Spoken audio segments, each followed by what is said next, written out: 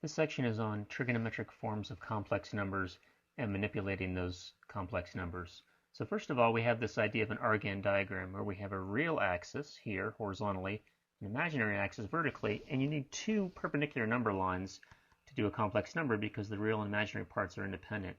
And so depending upon what the real value is of the complex number and the imaginary part, you are on this two-dimensional plane. And this number here, negative 3.851 plus 2.161i, that's in rectangular or standard form, but we can just as easily put this into what's called trig form or polar form because it's related to polar coordinates, or sometimes called cis form. So the idea would work like this. So once again, we have this Argand diagram where we have an x comma y point, which is really, you can think of as x plus yi, where x is the real, y is the imaginary part.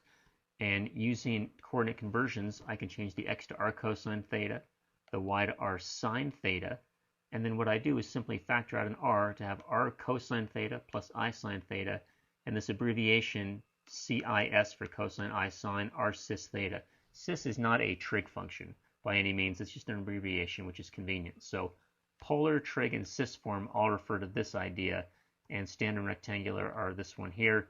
And later in higher mathematics, you can extend this to r times e to the I theta, and that's actually something you can do on your calculator as well. So first of all, reviewing the conversions works like this, where you have a point up here which is given by x comma y or r comma theta, depending on whether you're rectangular or polar. And looking at this right triangle, you get these relationships that r is the square root of x squared plus y squared from the Pythagorean theorem. Theta is the inverse tangent of y over x. However, you've got to add 180 degrees, or pi, if x is less than 0, because you'd then be in one of these two quadrants. An inverse tangent only evaluates in the first and fourth. And then go in the other direction, x is r cosine theta, and y is r sine theta. So that's the conversions. So first of all, before we manipulate these numbers, let's just convert a couple of them. Here are the conversions again. Negative 5 plus 12i. Negative 5 is your x part, your real part. 12 is your imaginary part.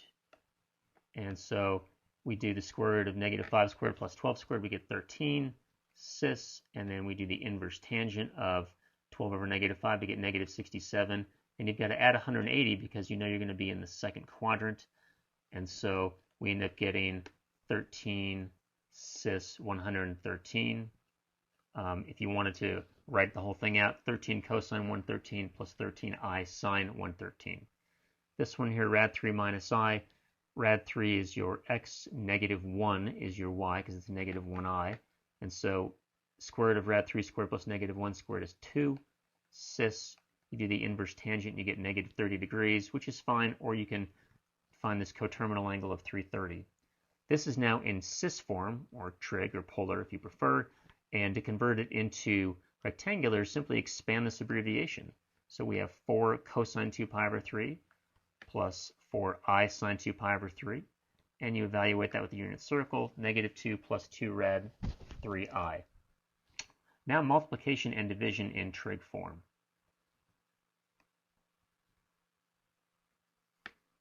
So starting with this idea here, if we have one complex number, z1 is equal to r cis theta, another one, z2, is s cis alpha, it can be shown, and there's a proof in the book, that multiplying them, z1, z2, you multiply these two values, you have r times s, and you add the two angles, so it becomes rs cis theta plus alpha. For z1 divided by z2, division being the inverse of multiplication, you do the opposite, so you divide these, r divided by s, and you subtract the angles, cis theta minus alpha. So here's an example. 1 plus I times negative 2 minus 2 rad 3i. Well, to do this in rectangular form, you would distribute. So we would do the foiling, knowing that I squared is negative 1. We simplify it and get all the real parts together and all the imaginary parts together, and you get to here. And then if you want to get decimal approximations, that's how you would do it. Converting this into cis form, 1 plus I is the same as rad 2 cis 45. You do the square root of 1 squared plus 1 squared to get rad 2. Inverse tangent of 1 over 1 is 45. Remember, this is, you're not using I for your y value, you're using 1 because it's 1i. And then we multiply that by 4 cis 240, which is this one when you convert it. And so we multiply the rad 2 and the 4, we add the two angles, and we get this. And if you were to expand it out, you would get exactly the same value from the rectangular. Now as far as division, when we did division in rectangular, the way to do division was to multiply top and bottom by the conjugates. We multiply top and bottom by 1 minus I. On the bottom, difference of two squares. On the top, we have to FOIL everything out. So simplifying this, we get to here, dividing everything by 2. This is our value here. Now, if we do it in cis form, same numbers we had up above, 4 cis 240 over rad 2 cis 45. We divide these, 4 over rad 2. We subtract the angles, and then simplify it slightly to get to here. And these could be shown to be the same. So that's multiplying and dividing. Here's a little more multiplying and dividing. So for this one, we convert all of these into cis form, multiply all of the numbers out front to get 20 rad 2, add all the angles. So hopefully you can see here that now it becomes easier to do it in cis form. You can see that it is less work, and then we can always convert it back into rectangular relatively easily, expand it out, find the cosine and sine of 112. Here dividing, we simply divide these two things, we subtract the angles, not too much else to it. Okay, now multiplication leads to powers. And so r cis theta squared, well, that's simply r cis theta times r cis theta. And as we just saw, you multiply numbers up front and you add the angles, so it becomes r squared cis theta plus theta, or r cis 2 theta. If it's cubed, well, now we do the squared times one of them. So r squared times r is r cubed. You add the angles, and you get all the way up to r cubed cis 3 theta. So you can see how this pattern extends. So r cis theta to the nth power, so power of a number, is r to the nth cis n theta. So you take the number in front to that power, and you multiply the angle by the power number.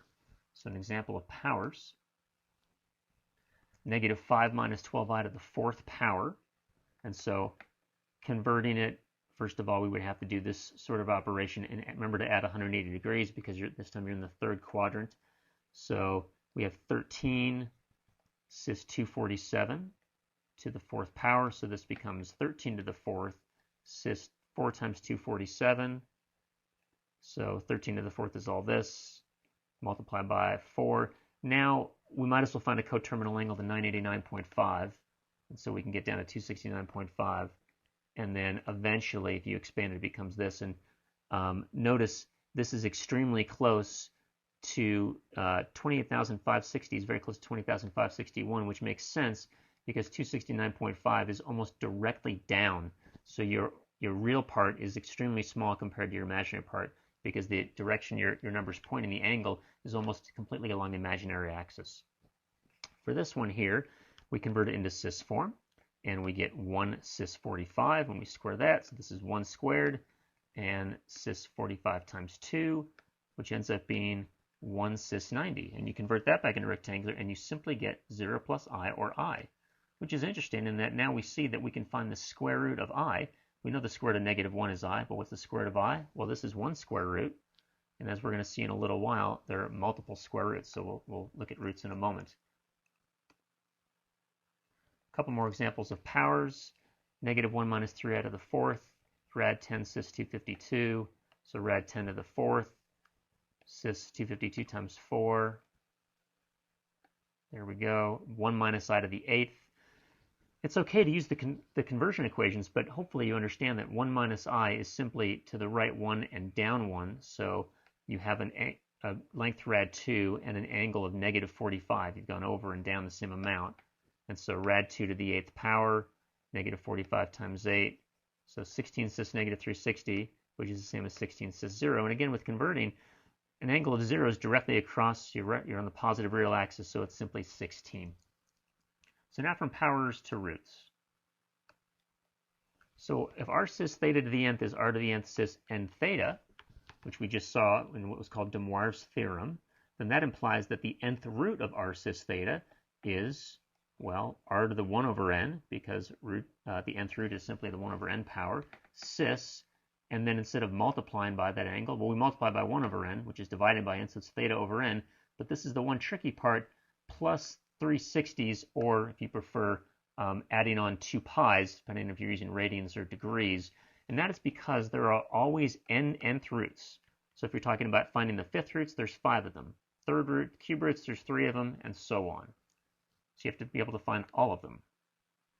So let's say we have this example here. The fourth root of 16. So fourth root of 16 is 16 cis. First of all, 16 is 16 cis 0, then to the 1/4 power. It's also 16 plus 0i, so we have this angle of 0. So you do 16 to the 1/4 cis 0 over 4, which is 2 cis 0, which just becomes 2. And then I do again 16 to the 1/4 cis, but this time I add 360. So it's 360 over 4. Becomes 2 cis 90, which is 2i. I add another 360. Negative 2, I add another 360. What you can see, though, is that I'm really adding 360 over 4, so I'm really adding 90 to the actual end product here, and that becomes negative 2i. If I were to keep going, if I added another 360, what you'd see is I'm at 2 cis 360, which is back where I started, so you can tell that that's unnecessary. Another interesting thing is when you plot these 4 roots, you end up getting a regular polygon, and that will always happen. You'll always get a regular polygon. So if you were to plot all the 5th roots of a number, you get a regular pentagon. All the 8th roots, you get a regular octagon, and so on. So a couple more examples of roots. This is the 6th roots, the sixth roots of 3 minus 4i. So first of all, it becomes 5 cis 307. And so we have 5 to the 1/6 cis 307 divided by 6. So it's whatever that is. And then we have another 5 to the 1/6. And this time we're adding 360 over 6 each time, right? Which is really just adding 60. So we'll save ourselves a little bit of trouble. Just add the 60 in there. And again, it's a 5 to the 1/6. And which means we're just adding another 60. So now we're adding 120. And so what we see is we're basically just adding 60 to all of these. And so now it's more understandable why we get these regular polygons, since we're splitting the unit circle into these equal amounts. So we're just adding 60 every time, basically. Negative 2 rad 3 plus 2i to the 1/3, so cube roots, so we expect to get 3 of them. So it's 4 cis 150. So 4 to the 1/3, 150 over 3. Now we know that we're adding 360 over 3 each time, which really means we're adding 120. So 150 goes to 170, and then 170 goes to 290. Finally, one more example, and we can compare this to an algebraic method. If we want to find the cube roots of 8, you might say, well, the cube root of 8 is 2, but now we know there's 3 of them because it's 3 cube roots. So a way you could have done this algebraically is to say x cubed is equal to 8, so solve this equation. Subtract 8, factor it, realizing you're doing a difference of 2 cubes. This gives you a solution of 2. This factor, you've got to use the quadratic formula. So using the quadratic formula, you end up getting negative 1 plus or minus I rad 3, and then here's your 2. Now using our new way of using polar form to do this, or cis, this becomes 8 cis 0 to the 1/3. So 8 to the 1/3, 0 over 3. 2 cis 0, which is just 2. That's the real value, the real root. 8 to the 1/3. Now I'm going to be adding 360 over 3, which is 120. So we get to 2 cis 120, which of course is negative 1 plus I rad 3. One more time, and we get our negative 1 minus I rad 3. And here would be the graph of those 3 roots.